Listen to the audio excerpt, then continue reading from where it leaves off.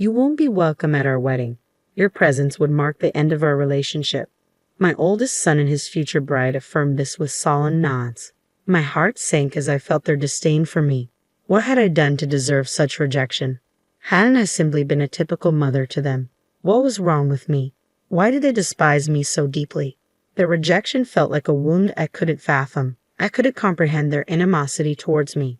They must truly loathe me to bar me from their special day. But I couldn't pinpoint any wrongdoing on my part. And my husband, too, faced their scorn. I couldn't bring myself to forgive my son. How could he treat me with such disrespect after all I had done for him? I refused to believe he could disregard his mother so callously. I needed to make him understand that his behavior was unacceptable. There would be consequences for disrespecting his mother. My name is Mary, a 55-year-old housewife, and I'm the mother of 2 sons. David, our eldest, now holds a prestigious position in a Tokyo-based company, while Tom, our second son, prefers the quiet life, working diligently at a local manufacturing firm. Once close, the bond between the brothers has frayed over time, with David developing a distaste for Tom. He subjected Tom to public humiliation and bullying, even after my reprimands failed to curb his behavior. Recently, David announced his impending marriage to a colleague from his workplace. She expressed a desire to meet us, prompting me to arrange a dinner. I welcomed this opportunity, seeing it as a chance to bid David farewell. David's aversion to Tom was evident, and Tom himself remarked, "It's probably for the best." The day we had agreed to meet arrived. A reservation had been made in a secluded corner of an upscale restaurant. The unfamiliar surroundings left me a bit flustered, but upon entering, I found David and a robust-looking woman already seated. "Hey, Mom and Dad, you're running late," David quipped. "Apologies, we got a bit turned around. This place is new to us," I replied. "Try not to make a scene," David retorted, though his words stung. I brushed them off, accustomed to David's demeanor. As we settled into our seats, we enjoyed a sumptuous meal while listening to their conversation. David spoke glowingly of his fiancée, praising her attentiveness to his every word and her forward-thinking approach to their future. He painted her as a paragon of perfection, unlike us, his parents. His adoration for her was palpable, though she urged him to tone it down. It seemed David couldn't help but extol her virtues and his own accomplishments whenever he spoke. When I inquired about their meeting, David dismissed it, asserting, "You should see how amazing she is," sidestepping any mundane details. It felt as though he was overcompensating, striving to impress us with her virtues, making me distinctly uneasy. My husband shared my discomfort, and I silently thanked Providence for Tom's absence from the gathering. "I'll say this again and again, she's nothing like you guys. Please don't mistreat her once we're married. Show her some respect," David implored. "I don't need reminding. I wouldn't dream of it," I assured him. "We'll see. You've always favored Tom over me. With that history, I can't be sure you won't do anything to her," David countered. His accusation hit me hard. While we had been preoccupied with David's relentless bullying of Tom, David felt sidelined and unloved. Tom had endured David's torment since childhood, and as any parent would, we tried to alleviate his distress. When I pressed David for reasons, his response was simple: "Because I didn't like Tom." Unable to bridge the gap, the issue remained unresolved.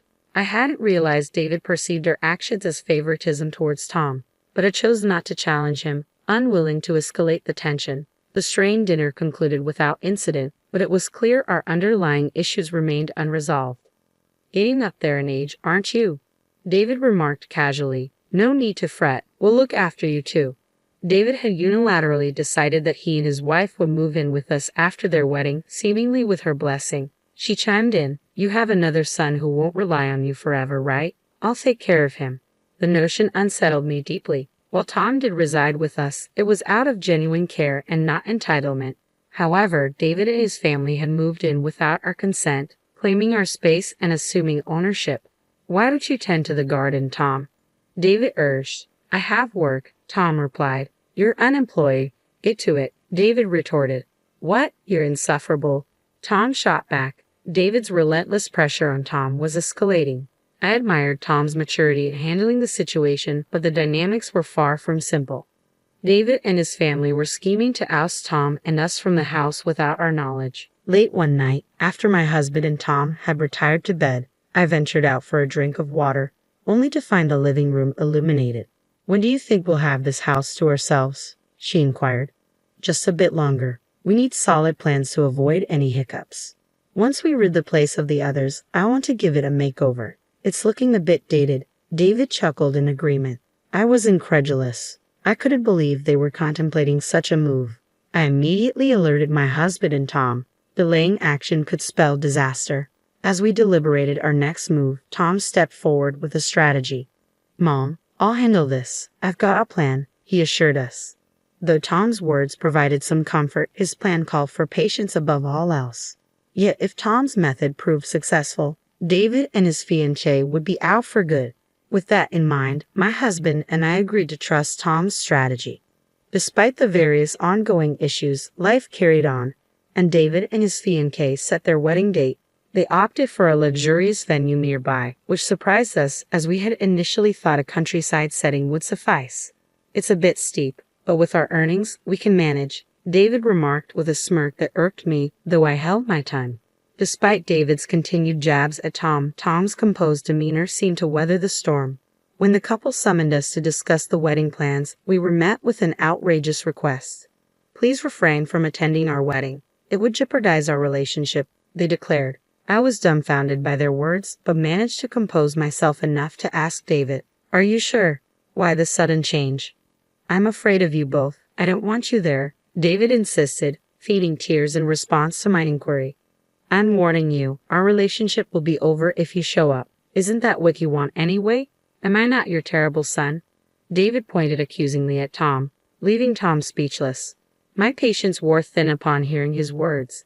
"That's enough, David. You've been tormenting Tom for far too long. Why are you behaving like this? Your siblings stopped treating him so poorly," I interjected, addressing David's bullying. David and his wife turned their gaze towards me as I spoke. "You have no right to criticize me. You've been fooled by Tom's charades and coddled him. You've always favored him," David retorted. "Because you mistreat your younger brother," I countered. "Isn't that just an excuse? You couldn't resist Tom's charm because he's so adorable." "That's not fair," David snapped back. Despite my reassurances that I didn't favor Tom, David refused to listen.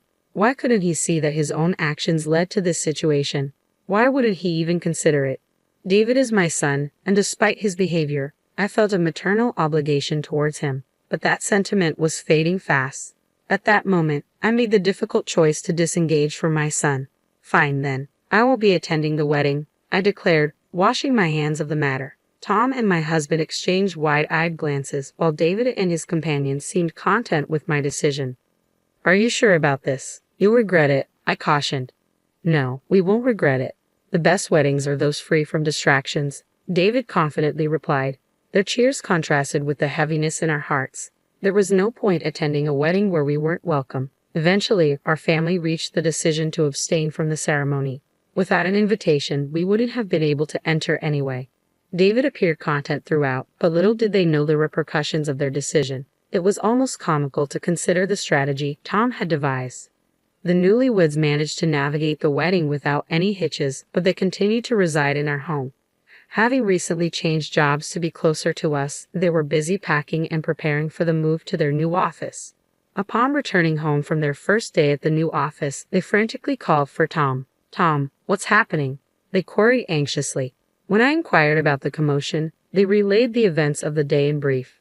During their orientation at the new workplace, they unexpectedly encountered Tom, who wasn't expected to be there. To their astonishment, when their boss spotted Tom, he respectfully bowed and expressed gratitude for Tom's assistance. The couple, previously under the impression that Tom was merely a factory worker, were taken aback by these revelations. Unbeknownst to them, Tom had been diligently toiling away at the factory since he first joined. His dedication hadn't gone unnoticed. The factory's president himself acknowledged Tom's invaluable contributions. Tom's innovative ideas had become integral to the factory's operations, earning him admiration from his colleagues. Thanks to his efforts, the factory's performance had seen significant improvements. In due course, the factory became a cornerstone for many companies. However, when the president fell ill, Tom's concern for him was palpable. He made it a point to visit the president regularly on his days off. Witnessing Tom's unwavering dedication, the president saw fit to appoint him as his successor. Tom, feeling overwhelmed by the responsibility, initially declined, saying, "I'm not capable of such a role." Yet the president remained resolute. With the encouragement of his peers, Tom eventually assumed the presidency. Under his leadership, the factory's performance soared to even greater heights. Tom's amiable nature, coupled with the trust he garnered from his employees, as well as his astute leadership, earned him widespread admiration. Today, the factory is relied upon by companies across Japan, and Tom's name is recognized even by major corporations in Tokyo. On this particular day, Tom was visiting the company for a client meeting, nothing more. However, the couple, unaware of Tom's elevated status, felt unsettled by the deference shown to him. "You always find a way to deceive us," David accused, seizing Tom's arm. "If only you had been honest with us, we wouldn't have reacted this way. Why didn't you tell us?" David's wife dissolved into tears on the spot. Tom's nonchalant demeanor was almost ironic given the circumstances. "I reached the top through my own efforts, that's all there is to it, so why all the anger?" he remarked casually, his expression unfazed. David's ire seemed to intensify at Tom's composure, prompting him to raise his voice. "Don't you dare act indifferent towards me." Yet Tom remained composed as he addressed David. "There's something else I want you to hear. It might be the most important thing for you." Through some effort, we managed to calm David and his wife and coax them into taking a seat. Tom, having retrieved something from his room, returned and began to narrate the story. "Firstly, take a look at this," Tom announced, spreading several photographs across the table. They depicted David's wife alongside a man in elegant attire, unmistakably capturing scenes of her infidelity. David's reaction was immediate. He erupted into shouts while his wife trembled, unsure of how to respond. "She's soon to be my sister-in-law, so I did some digging beforehand. And this is what I found," Tom explained calmly, gesturing to the incriminating evidence. "With this much evidence, there's no denying the truth," he added, prompting David's wife to bow her head in remorse. "I'm sorry," she murmured, her voice filled with genuine regret. David, grappling with the shock of the situation, could only stare in disbelief. This is the consequence of not looking beyond the surface of a person. "Nobody is perfect," Tom remarked with a laugh, eliciting giggles from the rest of us. David, overcome with despair, sank to his knees, the room falling silent save for his wife's earnest apologies. Ultimately, David and his wife went their separate ways, their marriage dissolved by David's unforgiving stance on infidelity. When it came time for his ex-wife to pay alimony, she found herself in a state of panic, relying on her parents' financial support to meet her obligations. Yet even this wasn't enough to mend the deep wounds inflicted upon David. Overwhelmed by the shock of the divorce, David chose to resign from his job. Since then, he has retreated into seclusion, rarely emerging from his room except to grab a meal. However, whenever Tom was around, David would recoil in fear, as if haunted by the memory of their confrontation. It appears that since that incident, David has developed a fear of Tom. The family had deliberated extensively on what to do about David. Ultimately, they reached a unanimous decision to sever ties with him in the near future.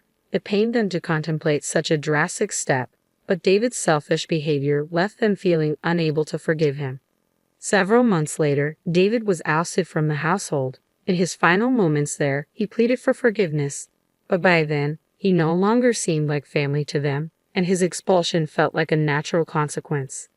Meanwhile, the remaining 3 members of the family now enjoy a carefree existence without anyone hindering their peace.